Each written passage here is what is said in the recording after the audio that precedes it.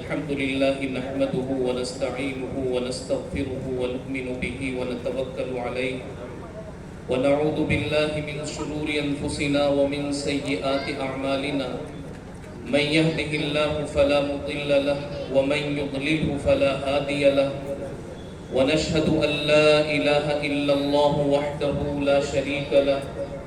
ونشهد أن سيدنا ومولانا محمدا عبده ورسوله أرسله بالحق بشيرا ونذيرا وداعيا إلى الله بإذنه وسراجا منيرا أما بعد أعوذ بالله من الشيطان الرجيم بسم الله الرحمن الرحيم يا أيها الذين آمنوا اتقوا الله حق تقاته ولا تموتن إلا وأنتم مسلمون واعتصموا بحبل الله جميعا ولا تفرقوا صدق اللہ العلی العظیم. درود شریف پڑھ لیں.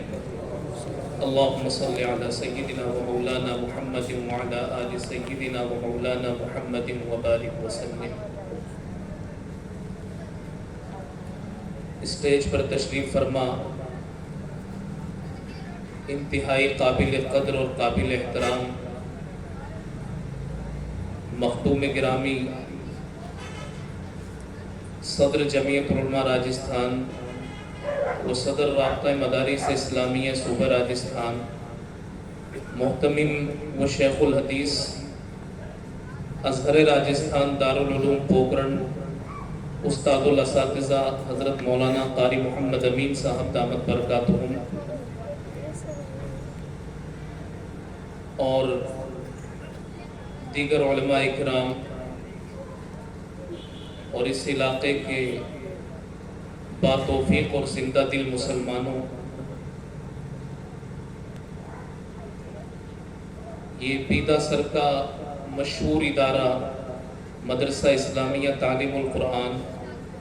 اس کے عظیم الشان جلسے میں ہم سب موجود ہیں. رات کا کافی حصہ گزر چکا ہے، 11 بجے کا وقت ہے. ہم اور آپ سر جوڑ کر بیٹھے ہوئے ہیں، اور واقعی جتنے سنجیدہ آپ بیٹھے ہیں ایسا کم ہوتا ہے کہ رات کا یہ حصہ چل رہا ہو اور اتنی سنجیدگی کے ساتھ لوگ بیٹھے ہوئے ہوں، ایسا کم ہوتا ہے. رات کا یہ وقت ہے اور سب سنجیدگی کے ساتھ بیٹھے ہوئے ہیں، اور حالات بھی جس طریقے کے چل رہے ہیں ہماری نظر بھی حالات پر ہے. تو ایسے موقع پر ہمیں کوئی اہم بات کہنی اور سننی چاہیے.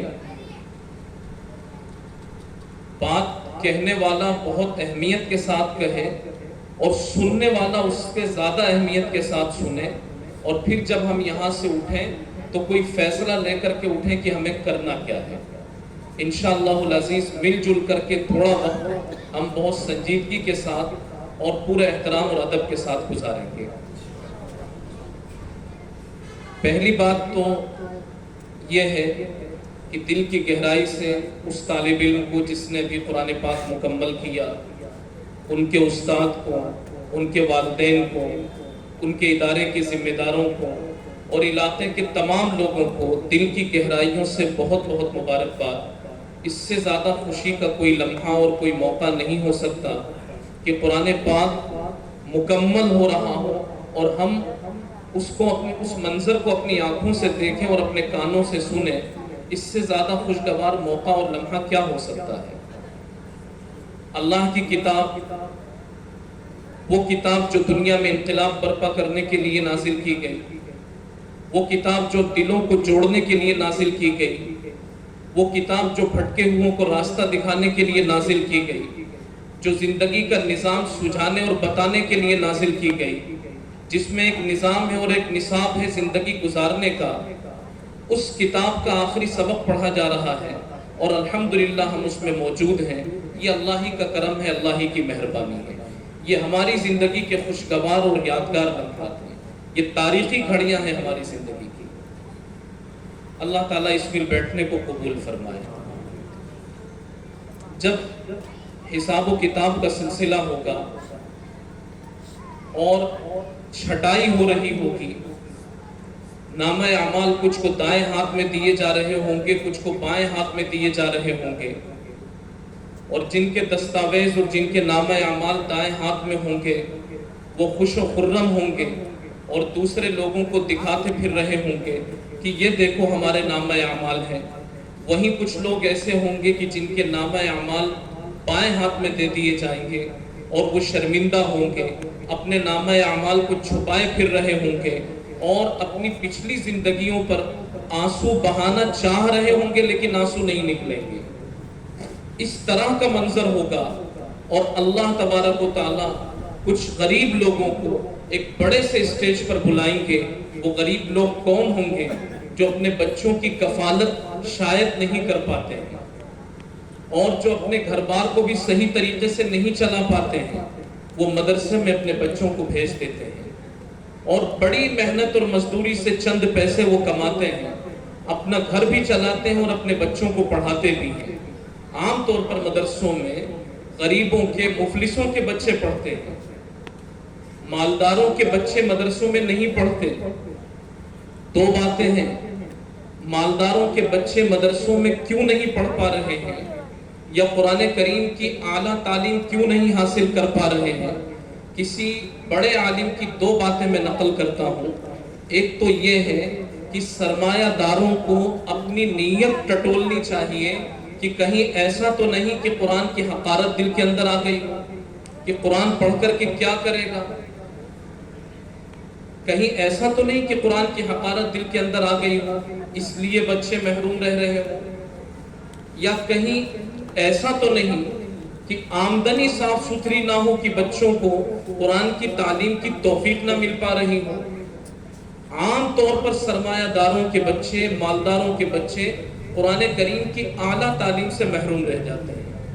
جبکہ قرآن کریم سب کے لیے ہے۔ تو اگر محرومی ہے تو یہ دو وجوہات ہو سکتی ہیں، جو بھی وجہ ہو ہمیں اپنے گریبان میں جھانکنے کی ضرورت ہے۔ کہیں ایسا تو نہیں کہ قرآن کی محبت ہمارے دل میں نہیں اس لیے ہم بچوں کو حافظ نہیں بنا پا رہے ہیں، یا ایسا تو نہیں ہے کہ ہماری آمدنی صاف ستھری نہیں ہے اس لیے بچہ حفظ نہیں کر پا رہا ہے۔ بہرحال عام طور پر مدرسوں میں غریبوں کے، ناداروں کے، مفلسوں کے بچے پڑھتے ہیں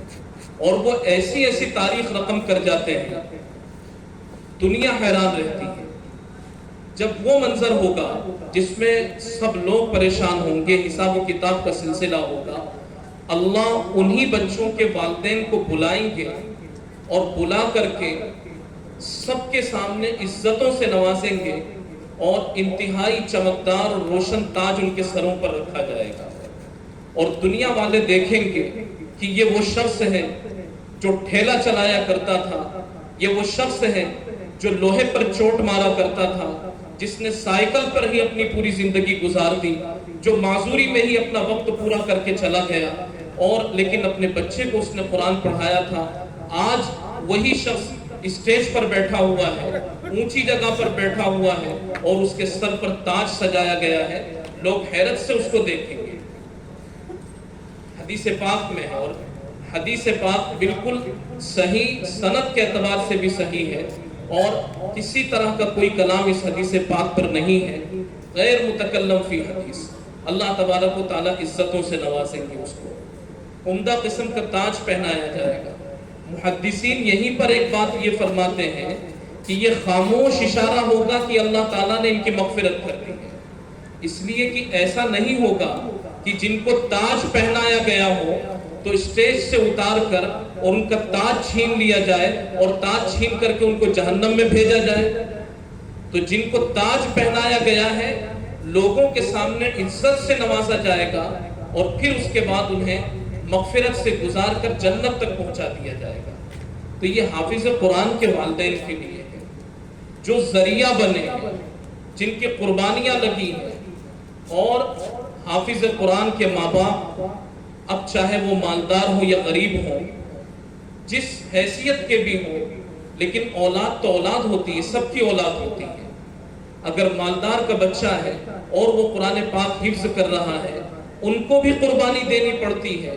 جب بھی وہ کھانا کھانے کے لیے بیٹھتے ہیں تو حلق سے لقمہ نیچے نہیں جاتا، فوراً بیٹا یاد آتا ہے کہ ہم تو یہاں عمدہ قسم کے کھانے کھا رہے ہیں، ہمارے بچے کا مدرسے میں نہ جانے کیا حال ہو رہا ہوگا۔ اور مدرسے والے اپنی بساط کے مطابق جتنی اچھی سے اچھی ضیافت ہو سکتی ہے وہ ضیافت کرتے ہیں،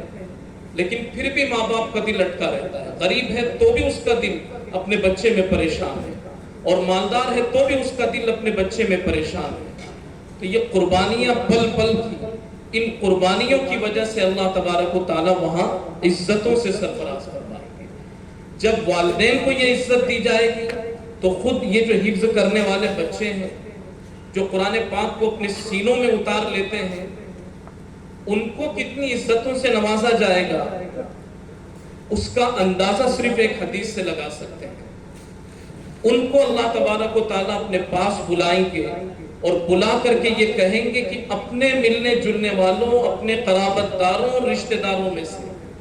جن 10 لوگوں پر تم ہاتھ رکھ دو گے اور جن کی طرف تمہاری انگلیاں اٹھ جائیں گی اور جن کے لیے تم سفارش کر دو گے،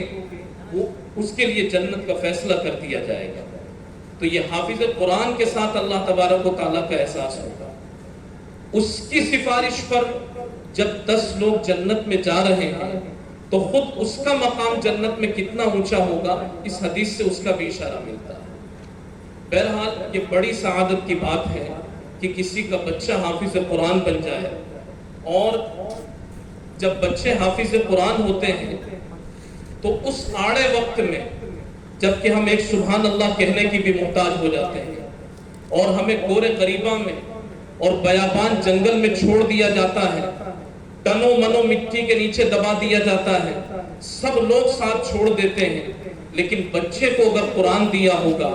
اور بچے کو اگر درد دل دیا ہوگا تو وہ بچہ کبھی ساتھ نہیں چھوڑے گا۔ وہ روزانہ اپنے ماں باپ پر ایصال ثواب کرے گا، مغفرت کی دعا کرے گا، اور اس کی مغفرت کی دعا اور ایصال ثواب کے نتیجے میں وہ جب ہم مٹی کے نیچے پہنچ جائیں گے، اللہ تبارک و تعالیٰ نورانیت سے اور اچھے فیصلوں اور بشارتوں سے سرفراز فرمائیں گے۔ یہ بچوں کی قربانیاں ہوتی ہیں۔ حضرت والا اسٹیج پر تشریف فرما ہے، ہمارے ساتھ میں مولانا محمد اسحاق صاحب بھی تشریف لائے ہوئے ہیں۔ جب ہم پوکرن سے نکل رہے تھے، ایک جگہ کسی کام کے لیے ہماری گاڑی رکی، تھوڑا ہم آگے بڑھے تو مولانا اسحاق صاحب کہنے لگے کہ جس جگہ گاڑی رکی تھی وہیں حضرت کی اہلیہ کی قبر ہے، اور میں نے وہاں ان کے لیے قرآن پاک پڑھ کر کے ایصال ثواب کیا۔ حضرت ان کے استاد ہیں، انہوں نے اپنی روحانی ماں کا اتنا خیال رکھا کہ قبر کے پاس سے گزر ہوا، گاڑی رکی اور قبر کے پاس سے گزر ہوا تو بغیر ایصال ثواب کے نہیں گزرے۔ تو جب روحانی ماں کا اتنا خیال ہے تو بچہ جو حافظ قرآن بن گیا ہے، جس ماں نے اس کو جنم دیا ہے، 9 مہینے اپنے پیٹ میں رکھا ہے، وہ کیسے اپنے ماں کو اس وقت بھول سکتا ہے جبکہ اس کی ماں مٹی کے نیچے ہوگی؟ وہ کیسے اپنے باپ کو بھول سکتا ہے جس باپ نے چلچلاتی دھوپ میں اور سردی کے موسم میں سرد لہروں میں بھی، ہوا کی سرد لہروں میں اس بچے کے لیے قربانیاں برداشت کی ہوگی اور اس کو پڑھایا اور آگے بڑھایا ہوگا؟ وہ بچہ کیسے بھول سکتا ہے؟ ہم نے سب کچھ دیا اپنے بچے کو، لیکن درد دل نہیں دیا اور قرآن پاک نہیں دیا اور قرآن پاک کی نسبت نہیں دی، تو ہم اپنے بچوں کے ساتھ وفاداری کرنے والے نہیں ہیں۔ بچوں کے ساتھ اور بچیوں کے ساتھ سب سے بڑی وفاداری یہی ہے کہ ہم ان کو درد دل دیں، احساس ذمہ داری ان میں عطا کریں، قرآن پاک کی نسبت سے ہم انہیں وابستہ کریں، قرآن پاک انہیں پڑھائیں اور ان کو بار بار احساس دلائیں کہ میری بیٹی، میرے بیٹے، یہ جو قرآن پاک میں نے تجھے پڑھایا ہے، جب میں مر جاؤں تو میرا خیال رکھنا۔ ہمارے اور آپ کے تو کیا اعمال ہیں، یہ جو ہمارے چہروں پر داڑھیاں نظر آ رہی ہیں، سروں پر ٹوپیاں ہیں، یہ علماء کا قافلہ بیٹھا ہوا ہے، یہ سب دارالعلوم دیوبند کی دین ہے۔ دارالعلوم دیوبند قائم کرنے والے حضرت مولانا محمد قاسم صاحب نانوتوی رحمۃ اللہ علیہ۔ دارالعلوم دیوبند قائم ہوا ایک روشن چراغ دین کا، اور پھر اس کے بعد چراغ سے چراغ چلتے چلے گئے اور پورے ملک میں چھوٹے بڑے ادارے قائم ہوتے چلے گئے، اور اسی ادارے سے پڑھ کر کے حضرت مولانا محمد الیاس صاحب نور اللہ مرقدہ فارغ ہوئے، اور ان کی محنتوں، ان کے رونے دھونے اور ان کی فکروں کے نتیجے میں اللہ تبارک و تعالیٰ نے امت کو دعوت و تبلیغ کا وہ سنہرا کام دیا ہے جس سے نہ جانے کتنے لوگوں کی روزانہ اصلاح ہوتی ہے۔ تو وہی دارالعلوم دیوبند، اس کو قائم کرنے والے حضرت مولانا محمد قاسم صاحب نانوتوی رحمۃ اللہ علیہ، جنہوں نے وہ ادارہ قائم کیا، کتنے اخلاص سے ادارہ قائم کیا ہوگا کہ جتنے ادارے ہیں اس ملک میں وہ سب اسی کی شاخ ہیں۔ اور ہمارے راجستھان کے تمام مدارس کا ایک پلیٹ فارم بنا ہوا ہے، رابطہ مدارس اسلامیہ جس کو کہا جاتا ہے، اس رابطے کے حضرت صدر۔ بہرحال میں کہنا یہ چاہ رہا تھا کہ حضرت مولانا محمد قاسم صاحب نانوتوی رحمۃ اللہ علیہ، ان کے صاحبزادے ہیں حافظ و مولانا محمد احمد صاحب، لیکن مشہور حافظ احمد صاحب سے ہی، بڑے عالم تھے، علامہ انور شاہ کشمیری کے استاد تھے، لیکن حافظ احمد سے مشہور ہیں۔ جب حضرت نانوتوی علیہ الرحمہ کا وصال ہونے لگا تو اپنے انتقال سے کچھ پہلے، جس نے دنیا میں دھوم مچا دی ہے دینی کاموں کی، اور یہ ریل پہ ان کی محنتوں، ان کے اخلاص کا نتیجہ ہے، تو وہ اپنے وصال سے کچھ پہلے اپنے بیٹے کو بلا کر کے یہ کہتے ہیں کہ بیٹا تم حافظ بنے ہو، تمہیں حافظ میں نے اپنے لیے بنایا، تمہیں حافظ میں نے اپنے لیے بنایا، جب میں دنیا سے رخصت ہو جاؤں تو میرا خیال۔ تو جب ہم بچوں کو حافظ قرآن بناتے ہیں، قرآن پاک ان کو پڑھاتے ہیں، تو قرآن پاک پڑھائیں، ناظرہ پڑھائیں یا حفظ پڑھائیں، بہتر یہ ہے کہ ہمارے بچے حافظ قرآن بن جائیں۔ تو اپنے بچوں کو بار بار یہ احساس بھی دلاتے رہیں کہ جب ہم مر جائیں تو ہمارے بعد ہمارا تمہیں خیال رکھنا۔ تو یہی قرآن ہے جو زندگی میں بھی روشنی دینے والا ہے، اور مرنے کے بعد قبروں میں بھی اسی سے روشنی عطا ہوگی۔ اس قرآن کریم کی خاصیت کیا ہے؟ میں نے چند چیزیں بھی آپ کے سامنے بیان کی کہ یہ دلوں کو جوڑنے والی کتاب، یہ سماج میں انقلاب برپا کرنے والی کتاب، یہ روشنی دینے والی کتاب ہے، اور یہ زندگی کا صحیح رخ دکھانے اور صحیح راستہ بتانے والی کتاب ہے۔ شرط اتنی ہے کہ ہم اس کتاب سے جڑ جائیں۔ اب اس کتاب سے جڑنے کے کتنے طریقے ہیں؟ کتاب سے جڑنے کے چند طریقے ہیں۔ پہلا طریقہ یہ ہے کہ ہم سب قرآن پاک کو پڑھیں، روزانہ قرآن پاک کو پڑھیں، جتنا ہم سے ممکن ہو سکتا۔ جو 3 پارے پڑھ سکتے ہو تو 3 پارے پڑھ لیں، اس سے زیادہ اللہ توفیق دے تو اس سے زیادہ پڑھیں۔ 1 پارہ پڑھ سکتے ہو تو 1 پارہ پڑھیں، آدھا پڑھ سکتے ہو تو آدھا پارہ پڑھیں، پاؤں پارہ پڑھیں، اور اتنا نہیں تو کم سے کم اپنی زبان کو یہ سعادت تو حاصل ہو کہ ایک ہی آیت پڑھیں، لیکن کوئی دن ہمارا ایسا نہ گزرے کہ اللہ کا کلام نہ پڑھیں اور ہمارا دن گزر جائے۔ روزانہ قرآن پاک کا کچھ نہ کچھ حصہ ہمیں پڑھنا ہے، اور اگر نہیں پڑھنا آتا ہے تو کوئی گھبرانے کی بات نہیں ہے۔ جن کو پڑھنا آتا ہے اللہ کا شکر ادا کریں اور پڑھنا شروع کریں، نہیں پڑھتے ہیں تو پڑھنا شروع کریں، اور جن کو نہیں پڑھنا آتا ہے وہ بھی اللہ کا شکر ایک بات پر ادا کریں اور پڑھنا سیکھنا شروع کر دیں۔ اس لیے کہ جب بھی سیکھنا شروع کریں گے ہماری عمر صحابی کی عمر کے برابر ہے۔ صحابی رسول، کوئی صحابی 40 سال کی عمر میں اسلام قبول کر رہے ہیں، کوئی 45 سال کی عمر میں اسلام قبول کر رہے ہیں، کوئی 60 سال کی عمر میں اسلام قبول کرتے ہیں، کوئی 70 سال کی عمر میں اسلام قبول کرتے ہیں، کوئی 20 سال کی عمر میں اسلام قبول کرتے ہیں۔ تو 20 سال کا، 45 سال کا، 40 سال کا، 50 سال کا، 70 سال کا طالب علم نبی صلی اللہ علیہ وسلم کے سامنے بیٹھتا ہے اور وہ نبی علیہ السلام سے قرآن سیکھتا ہے، اور پھر کہتا ہے تعلمنا الایمان ثم تعلمنا القرآن۔ ہم حضور کے دربار میں جاتے تھے، پہلے ہم ایمان سیکھتے تھے، اس کے بعد ہم قرآن سیکھتے تھے۔ تو ہم جس عمر کے بھی ہیں اس پر خوش ہوں کہ صحابی نے اگر 50 سال کی عمر میں قرآن سیکھا ہے، میں بھی سیکھنا شروع کروں گا، اللہ مجھے محروم نہیں فرمائیں گے، اور کسی استاد سے پڑھنا شروع کر دیں، ہمت کر کے پڑھنا شروع کر دیں۔ اور دیکھیے ہم نے پڑھنا شروع کیا،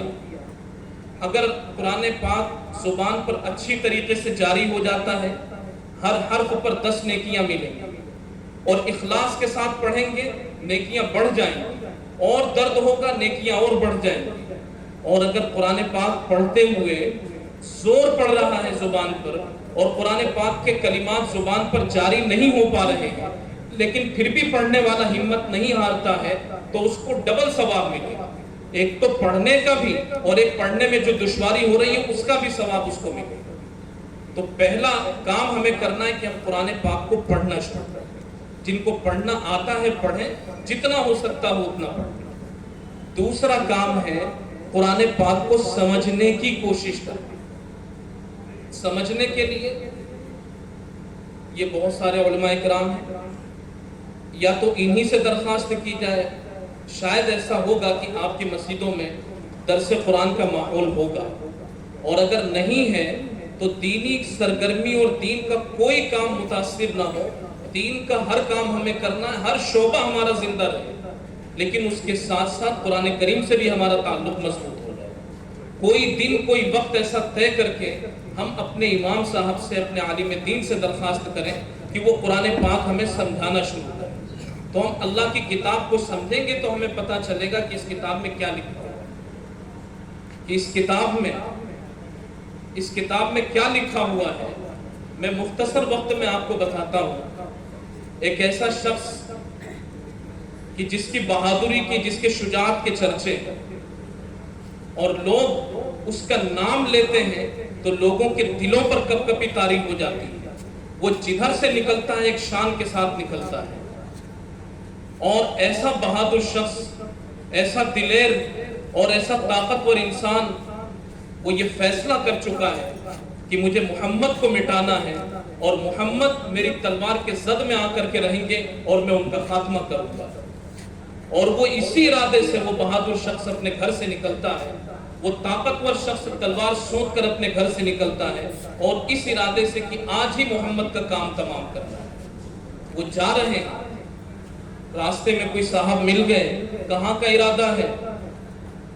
وہ طاقتور انسان کہتا ہے کہ آج میں محمد کا خاتمہ کرنے کے لیے نکلا ہوں، جس نے ایک نیا دین شروع کیا، ایک نیا طریقہ شروع کیا ہے۔ اس ملنے والے راہگیر نے یہ کہا کہ محمد کی خبر لینے سے پہلے اپنی بہن کی خبر لے لو، کہ تمہاری بہن وہ کلمہ پڑھ چکی ہے، مسلمان ہو چکی ہے، تمہارے بہنوئی کلمہ پڑھ چکے ہیں، مسلمان ہو چکے ہیں، محمد کی خبر بعد میں لینا، پہلے اپنے گھر کی خبر لو، اپنے بہن اور بہنوئی کو راستے سے ہٹاؤ۔ ان کے بڑھتے قدم رک گئے، جس رخ پر جا رہے تھے رخ اپنا تبدیل کر دیا۔ اب وہ قدم جو محمد صلی اللہ علیہ وسلم کے دربار کی طرف گستاخانہ بڑھ رہے تھے، اور ایک بڑی گستاخی جن کے ہاتھ سے ہونے والی تھی، لیکن یہ ممکن نہیں تھا کہ ہوتی، اللہ ہی کو جو منظور ہوتا ہے وہ ہوتا ہے۔ وہ قدم دوسرے رخ پر ہو گئے، اپنی بہن کے گھر پہنچے، کان لگایا انہوں نے، تو کان لگایا تو آواز آتی ہے اندر سے، طٰہ ما انزلنا علیک القرآن لتشقى الا تذکرۃ لمن یخشی تنزیلا من رب الاعلی۔ تو یہ قرآن کریم کی آیتیں نازل ہوتی ہیں کہ ما انزلنا علیک القرآن، ہم نے یہ قرآن آپ پر اس لیے نازل نہیں کیا کہ ہم آپ کو مشقت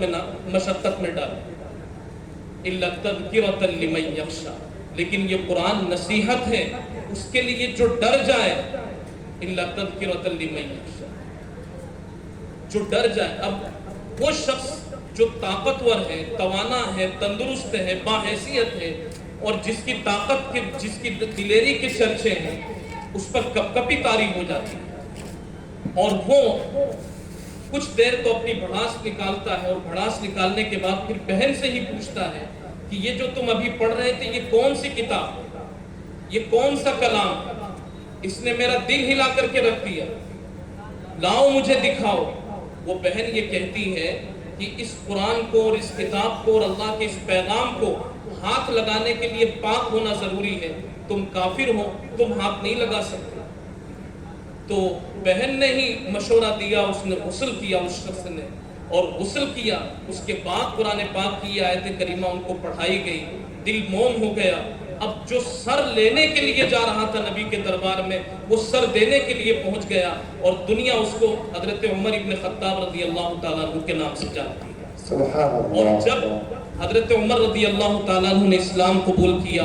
نبی صلی اللہ علیہ وسلم نے اسی دن یہ اعلان کر دیا تھا کہ جھک کر کے نماز پڑھنے کی ضرورت نہیں ہے. پہلے کسی ٹیلے کے پیچھے، کسی گھاٹی کے پیچھے، کسی کے مکان میں، کسی کے گھر میں چھپ کر کے نماز پڑھ لی جاتی تھی. اور حضرت عمر ابن خطاب رضی اللہ تعالیٰ عنہ نے اسلام قبول کیا اور فوراً یہ اعلان ہو گیا کہ اب نماز کھلا کھلا پڑھی جائے گی. تو یہ ایسا طاقتور انسان، یہ اس زندگی کا رخ قرآن کریم کی وجہ سے بدلا ہے. وہ دل کی سختی قرآن کریم کی وجہ سے ختم ہوئی ہے. اور کتنا بڑا انقلاب آیا ہے ان کے ذریعے سے اس پوری دنیا کے اندر. 12,000 مربع میل، اسکوائر میل پر انہوں نے حکومت کی ہے پوری دنیا میں، حضرت عمر ابن خطاب رضی اللہ تعالیٰ. تو یہ قرآن کریم جب سمجھ میں آتا ہے تو سمجھ میں آ کر کے اس طریقے سے زندگی میں انقلاب برپا کر دیتا ہے. اور ایک طریقہ تو یہ ہے کہ ہم اپنے علماء سے درخواست کریں، اور دوسرا طریقہ یہ ہے کہ اب ایجوکیشن بہت عام ہو چکا ہے، سب پڑھ رہے ہیں یا پڑھنے کی کوشش میں لگے ہوئے ہیں. اردو جاننے والے بہت سارے ہیں، عربی جاننے والوں کی بھی اچھی تعداد ہے، انگلش تو ہر گھر میں پڑھی جا رہی ہے، اور ہندی تو تقریباً سبھی جانتے ہیں. اور اللہ کے اس کلام کا ترجمہ ہر زبان میں ہو چکا ہے. جو ہندی جاننے والے ہیں وہ ہندی کا کلام پاک لے لیں اور ترجمہ پڑھیں، جو اردو جاننے والے ہیں وہ اردو کا ترجمے کا قرآن پاک لے لیں اور ترجمہ کلام پاک پڑھیں اور سمجھیں کہ رب نے اس میں کیا پیغام دیا. لیکن کون سا ترجمہ پڑھنا ہے وہ اپنے کسی عالم سے مشورہ لینا پڑے. اپنے قرآن کریم میں کہا گیا یضل بہ کثیرا ویہدی بہ کثیرا. اسی قرآن کے ذریعے سے بہت سے لوگ ہدایت بھی پا جاتے ہیں اور بہت سے لوگ گمراہ بھی ہو جاتے ہیں. ہر ایک نے قرآن سے سہارا لیا. جن کو دنیا میں گندگی پھیلانی تھی، بدعقیدگی پھیلانی تھی، اور نبی علیہ السلام کی نبوت کے مقابلے میں دوسری نبوت کھڑی کرنی تھی، ایسے گستاخوں نے بھی قرآن سے سہارا لیا. تو ہم قرآن پاک کھول کر کے قرآن سمجھنے کی کوشش میں لگے ہیں. کہیں ایسا تو نہیں کہ کسی گستاخ نبی کا ترجمہ ہم پڑھ رہے ہیں.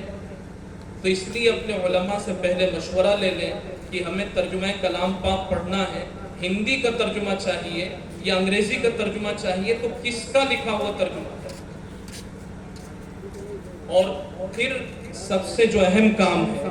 وہ ہے قرآن پاک پر عمل کرنا. جو ہم پڑھ رہے ہیں اس پر ہم عمل کریں. قرآن پاک پر عمل کرنا یہ سب سے اہم ذمہ داری ہے ہماری، کہ ہمیں قرآن پاک پر عمل کرنا ہے. ہماری خوشی کا موقع ہو، ہماری غمی کا موقع ہو، ہمارے گھر سے ڈولی اٹھ رہی ہو یا ہمارے گھر سے جنازے اٹھ رہے ہوں، میراث کی تقسیم ہو رہی ہو یا گھر مکان اور جائیداد کی تقسیم ہو رہی ہو، جو مرحلہ بھی ہو قرآن کی روشنی میں حل ہو. ہر مرحلہ قرآن پاک کی روشنی میں حل ہونا چاہیے. بچوں کو ہم تعلیم دے رہے ہیں، بیوی کے ساتھ ہم سلوک کر رہے ہیں، ماں باپ کے ساتھ ہم کوئی رویہ کر رہے ہیں، رشتہ داروں سے ہم ملنا جلنا رکھ رہے ہیں، اور کسی اجنبی سے ہماری ملاقاتیں ہو رہی ہیں، ہم بیوپار کر رہے ہیں، کاروبار کر رہے ہیں، ہم کسی کے ملازم ہیں، ہم کسی دینی کام میں لگے ہوئے ہیں، ہم کسی دنیاوی سرگرمی میں لگے ہوئے ہیں، جس کام میں بھی لگے ہیں قرآن کریم ہمارے سامنے اسوہ حسنہ اور نمونے کی حیثیت سے ہونا چاہیے کہ ہم قرآن پاک کی روشنی میں اپنے کام کاج کو انجام دیں. جب ہم قرآن پاک سے اس طریقے سے جڑ جائیں گے تو قرآن پاک کے بارے میں اللہ تبارک و تعالیٰ فرماتے ہیں اِنَّا نَحْنُ نَزَّلْنَا الذِّكْرَ وَإِنَّا لَهُ لَحَافِظُونَ، کہ ہم نے ہی قرآن پاک کو نازل کیا ہے اور ہم ہی اس کی حفاظت کریں گے. تو اللہ کس کی حفاظت کریں گے؟ یہ دو دفتیوں کے بیچ میں اور دو پشتوں کے بیچ میں جو 500-600 صفحات کا ایک قرآن کریم لکھا ہوا ہے اس کی حفاظت مقصود نہیں ہے، بلکہ یہ مسلمانوں کا گروہ جس نے یہ فیصلہ لے لیا ہو کہ ہمیں قرآن کی حفاظت کرنی ہے پڑھ کر کے، اور قرآن کی حفاظت کرنی ہے سمجھ کر کے، اور قرآن کی حفاظت کرنی ہے عمل کر کے، اللہ تبارک و تعالیٰ اس پورے گروہ کی حفاظت فرمائے. قرآن کی حفاظت کا مطلب وہ اوراق کی حفاظت نہیں ہے. جتنے قرآن کریم کے محافظین ہیں اللہ سب کی حفاظت فرمائیں گے. اور حالات جتنے پرخطر ہیں اس سے زیادہ خطرناک ہو جائیں، جتنے چیلنجز ہمارے سامنے ہیں اس سے زیادہ چیلنج ہمارے سامنے آ جائیں، اور جتنا ابھی ہمیں ڈرایا دھمکایا جا رہا ہے اس سے زیادہ مشکلات ہمارے لیے کھڑی کر دی جائیں، لیکن اس کے باوجود اگر قرآن پاک سے ہمارا رشتہ مضبوط ہے تو نہ کل ہمیں کوئی مٹا سکا ہے، نہ آئندہ کوئی ہمیں مٹا سکے گا۔ ہم پوری آب و تاب کے ساتھ اور اپنی پوری حیثیت کے ساتھ اس ملک میں پہلے بھی تھے، آج بھی اور آئندہ بھی رہیں گے۔ ابھی میں نے دارالعلوم دیوبند کی بات آپ سے کہی ہے، ابھی جتنے حالات خراب ہیں اس سے کہیں زیادہ حالات اس وقت میں خراب تھے۔ 1866 میں دارالعلوم دیوبند قائم ہوا ہے، اس سے زیادہ حالات اس وقت میں خراب تھے۔ جہاں مسلمانوں کو اور خاص طور سے علماء کو دیکھا جاتا تھا یا کسی داڑھی ٹوپی والے کو دیکھا جاتا تھا، فوراً اس کو کڈنیپ کیا جاتا تھا، اس کو پکڑا جاتا تھا اور اسے کسی سزا کے مرحلے سے گزارا جاتا تھا۔ فاسسٹ حکومت، انگریز ظالم حکومت تھی، لیکن اللہ تبارک و تعالیٰ نے اسی نازک مرحلے میں دارالعلوم دیوبند کو قائم کروایا اور ایسا روشن چراغ دیا کہ چراغ سے چراغ چلتے چلے گئے۔ تو آج حالات بے شک پرخطر ہیں، لیکن ہمیں اپنی ذمہ داریوں کو سمجھنے کی ضرورت ہے کہ ہم اپنی مسجدوں کو آباد کریں، اپنے قرآن سے اپنا رشتہ مضبوط کریں اور اپنے مستقبل کے بارے میں ہوش کے ناخن لیں، سوچیں، پلاننگ کریں، منصوبہ بندی کریں کہ اس ملک میں ہم کیسے باعزت طریقے سے محفوظ رہ سکتے ہیں۔ مسلمان کا کام کسی کو تکلیف پہنچانا نہیں ہے۔ ہمارے آس پاس میں جتنے ہمارے برادران وطن رہتے ہوں، ہم اپنی خوشی کے موقع پر ان کو، چاہے ان کا رویہ ہمارے ساتھ میں کیسا بھی ہو یا ملک کے کسی حصے سے خبر کیسی بھی آ رہی ہو، لیکن جو ہمارے ساتھ ہمارے برادران وطن رہتے ہیں، ہمارے ماں باپ کے، ہمارے پرکھوں کے ان کے ساتھ میں تعلقات ہیں، ہمیں بھی ان کو اس تعلقات کو بچا کر کے رکھنا ہے۔ چاہے وہ غیر مسلم ہو، ہندو ہو، دلت ہو، مسلم ہو، کسی کاسٹ کا ہو، کسی دھرم کا ہو، کسی حیثیت کا ہو، لیکن ہمارے ساتھ میں تو ہمارا اپنا ہے، ہمارا دل اس کے لیے کھلا ہوا ہے۔ اسلام سلامتی کا مذہب ہے، لیکن ہمارے لیے جو خطرات ہیں اس سے ہمیں آنکھیں بند نہیں کرنا اور اب غفلت کی زندگی نہیں گزارنی ہے، ہوشیار رہ کر، خبردار رہ کر کے زندگی گزارنے کی ضرورت ہے اور ان نسلوں کو کوئی اچھا پیغام روزانہ دینے کی ضرورت ہے۔ اور روزانہ جہاں کہیں بیٹھیں وہاں اپنے دین کی بقا کے لیے اور اپنے ملک کی حفاظت کے لیے ضرور کوئی نہ کوئی چرچا اور کوئی نہ کوئی تبصرہ ہمارا ہونا چاہیے۔ مضبوط پلاننگ کے ساتھ، اچھی منصوبہ بندی کے ساتھ اب اس ملک میں زندگی گزارنے کی ضرورت ہے۔ لیکن یہ یاد رکھیے کہ اس ملک میں جتنے بھی ہیں یہ برسوں سے ہمارے ساتھ رہ رہے ہیں۔ کچھ لوگ ہیں کہ جن کے قدم غلط رخ پر جا رہے ہیں اور جن کے ہاتھوں سے کچھ غلط کام ہو رہے ہیں، وہ ہو نہیں رہے، ان سے کروایا جا رہا ہے۔ یہ ہمارے اپنے ہیں، ہمیں انہی کے ساتھ میں رہنا ہے اور انہی کے ساتھ میں رہنا ہے تو ان کو سکون پہنچا کر کے رہنا ہے۔ اور اگر اللہ ہی نہ کرے کوئی دوسرا وقت آ گیا ہے تو جو مرحلہ بھی ہوگا عزت کے ساتھ میں ہوگا۔ ذلت کے ساتھ رہنا تو مسلمان نے سیکھا ہی نہیں، حوصلے کے ساتھ رہنا ہے اور پوری پلاننگ اور منصوبہ بندی کے ساتھ میں رہنا ہے، اپنے حقوق کو سمجھ کر اور اپنے وطنی بھائیوں کے حقوق کو سمجھ کر اور پیار اور محبت کے ساتھ ہمیں زندگی گزارتے ہوئے اس ملک سے جانا ہے۔ اسی گلی کی خاک سے یہی خاک اپنی ملائیں گے، نہ بلائے آپ کے آئے ہیں نہ نکالے آپ کے جائیں گے۔ کیا بات ہے، ہم یہی کہیں، یہی رہنا ہے اور اپنے ہی لوگوں کے ساتھ میں رہنا ہے، لیکن اپنے قرآن سے اپنا رشتہ مضبوط ہو، اچھی منصوبہ بندی، اچھی پلاننگ کے ساتھ۔ اور سب سے بہتر پلاننگ یہ ہے کہ ہم اپنے بچوں کو اب بغیر تعلیم کے نہ رہنے دیں۔ تعلیم اچھی ہو، ویسے یہ علاقہ ہے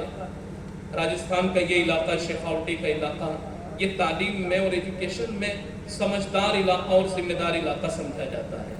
لیکن آپ جہاں تک پہنچے ہیں اس سے زیادہ آگے آپ کو جانے کی ضرورت ہے۔ ستاروں سے آگے جہاں اور بھی ہیں، ابھی عشق کے امتحان اور بھی ہیں۔ یہ آج کا دور کہ اس میں اگر گریجویشن تک کوئی بچہ پہنچ گیا، ماسٹر ڈگری تک کوئی بچہ پہنچ گیا، اس کی کوئی ویلیو نہیں ہے آج کے دور میں، اس کی کوئی ویلیو نہیں ہے آج کے دور میں۔ کم سے کم ڈاکٹریٹ کی ڈگری ہمارے بچوں کے پاس میں ہونی چاہیے، اور کوئی تو ہو ایسا کہ جو آگے بڑھ کر کے آئی پی ایس کے عہدے تک پہنچے، کوئی ہو جو کلیکٹر بن جائے۔ ایک علاقے میں ایک کلیکٹر بنتا ہے، پورے علاقے کی تصویر بدل جاتی ہے۔ جب باحیثیت ہیں اور اپنے بچوں کو پہنچا دیا ہے، 16-17 سال پڑھا دیا ہے، 5-6 سال اور پڑھا دیجیے، اور بچوں کا حوصلہ بڑھا کر کے ان کو آگے سے آگے بڑھانے کی کوشش کیجیے۔ اور معلوم یہ بھی ہوا ہے کہ یہاں سنستھائیں اور یہاں تنظیمیں علاقے کے استر پر بہت ساری ہیں، تو اپنے فنڈ میں اس کو بھی شامل رکھیں۔ جیسے جمعیت علماء نے باقاعدہ اس کا فنڈ بنا رکھا ہے، جو بچے آگے بڑھنا چاہتے ہیں، پڑھنا چاہتے ہیں اور گھر والوں کی استطاعت نہیں ہے، اس لیے کہ ایجوکیشن کو بھی کمرشیل کر دیا گیا ہے آج کل کے دور میں، اور اس کے نام پر بھی بزنس ہو رہا ہے۔ تو جو نہ دے سکتے ہوں ڈونیشن چارج، جمعیت علماء اس کا چارج ادا کرتی ہے، تو اپنی جو یہاں کی سنستھائیں ہیں، یہاں کی تحریکیں ہیں، وہ ان گھروں کو چنیں کہ جن گھروں میں ٹیلنٹڈ بچے ہیں اور جو پڑھ سکتے ہیں، ان بچوں کو اپنی نظروں میں رکھیں، اور نظر میں رکھ کر کے ان کا حوصلہ بڑھاتے ہوئے فائنینشلی بھی ان کے ہاتھ مضبوط کریں، اور ان کو ڈونیشن کی ضرورت ہو، فیس کی ضرورت ہو، وہ بھی ان کو دیں، اور اپنے بچوں کو آگے سے آگے بڑھائیں۔ میں نے جو عرض کیا تھا آپ سے کہ جب ہم یہاں سے اٹھیں گے تو ہمیں کچھ سوچ کر کے اور کچھ طے کر کے اٹھنا ہے، کچھ سوچ کر کے اٹھنا ہے اور کچھ طے کر کے اٹھنا ہے، کہ ابھی جتنے حالات ہمارے پرخطر ہیں، آئندہ اس سے بھی زیادہ خطرناک آنے والا ہے، لیکن جتنے حوصلے سے ہم آج ہیں، اس سے زیادہ حوصلے کے ساتھ ہم کل رہیں گے، اس لیے کہ ہمارا ایمان، ہمارا قرآن، ہمارا اللہ ہمارے ساتھ ہے۔ مسلمان کے لیے تو ہر حال میں عزت ہے اور ہر حال میں کامیابی ہے، تو ہمیں احساس ذمہ داری کے ساتھ میں زندگی گزارنا ہے۔ اللہ تبارک و تعالی ہم سب کی اور اس ملک کی خوب حفاظت فرمائے۔ اور یہ جو اجلاس منعقد کیا گیا، دور دراز سے لوگ یہاں جمع ہوئے، حضرت والا اپنی پیرانہ سالی کے باوجود تشریف لائے، اتنی عمدہ نظامت یہاں ہوئی، محترم نے کامیاب طریقے سے نظامت فرمائی، تلاوت بھی بڑی عمدہ کی گئی، نعت شریف بڑی اچھی پڑھی گئی، اور سب سے اچھا یہ ہے کہ جتنی توقع تھی اتنی زیادہ توقع کے ساتھ آپ نے سنا۔ تو آج کا یہ جلسہ اس اعتبار سے بہت زیادہ حوصلہ بڑھانے والا ہے کہ اب ہماری قوم سنجیدہ ہے۔ ہماری قوم کے بارے میں، مسلم قوم کے بارے میں عام طور پر یہ ہے کہ یہ قوم جذباتی بہت ہے، یہ قوم جذباتی بہت ہے، اس قوم میں جلد بازی بہت ہے، اس قوم میں صبر نہیں ہے، اس قوم میں پلاننگ نہیں ہے۔ لیکن آج کا یہ جو اتنی دیر کا ہمارا بیٹھنا ہے، اور جتنی سنجیدگی کے ساتھ ہم بیٹھے اور سن رہے ہیں اور کچھ طے کر رہے ہیں، یہ ہمیں بتا رہا ہے اور ہمارے حوصلے بڑھا رہا ہے کہ انشاءاللہ العزیز سرخروئی اور کامیابی ہمیں ضرور حاصل ہو کر کے رہے گی۔ ظلم کی انتہا ہوتی ہے اور ظالم کے قدم کسی نہ کسی مرحلے پر جا کر کے رک جاتے ہیں، وہ رکنے کا مرحلہ آ چکا ہے اور وہ انتہا کا وقت آ چکا ہے۔ اللہ ہم سب کا حامی و ناصر و مددگار ہو۔ آخر میں ایک مرتبہ پھر تمام حضرات کو دل کی گہرائیوں سے مبارکباد دیتے ہوئے اللہ تبارک و تعالیٰ سے یہ دعا ہے کہ اللہ ان کہی گئی باتوں پر ہم سب کو عمل کی توفیق نصیب فرمائے۔ وآخر دعوانا الحمدللہ رب العالمین۔